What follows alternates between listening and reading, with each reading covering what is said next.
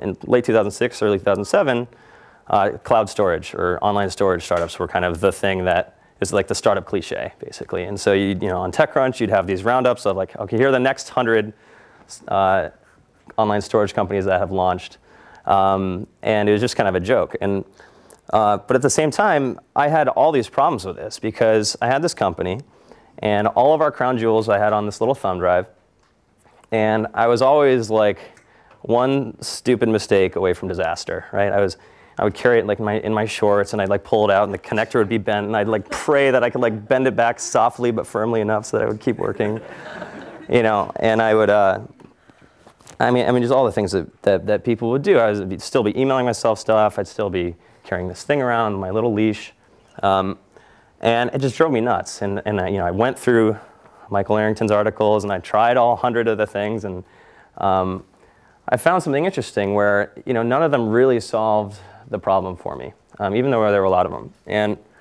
And in particular, you had to get like one thing to one service that was like a website you could upload your stuff to, and then you had to get another app that was like that would sync things across your computers, and you get another app to back up your computer.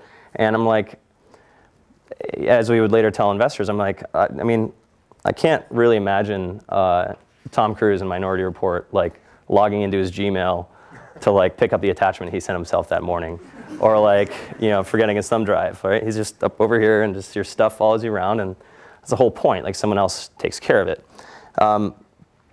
And we had a glimpse of that at school, and I'm sure you guys have something similar. We have this system called Athena, where you sit down at any of tens of thousands of computers across campus. All your stuff's in front of you. You don't think about it, and it's not a very it's not a consumer kind of typical environment. It's very kind of Unix focused and things like that.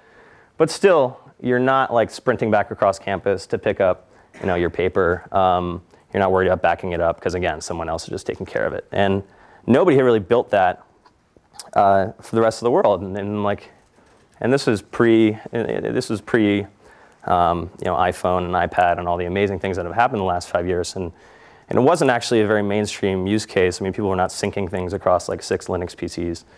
Even then, most people just had one computer. But anyway, this drove me nuts enough where the kind of last straw was I was in Boston South Station at the Chinatown bus terminal.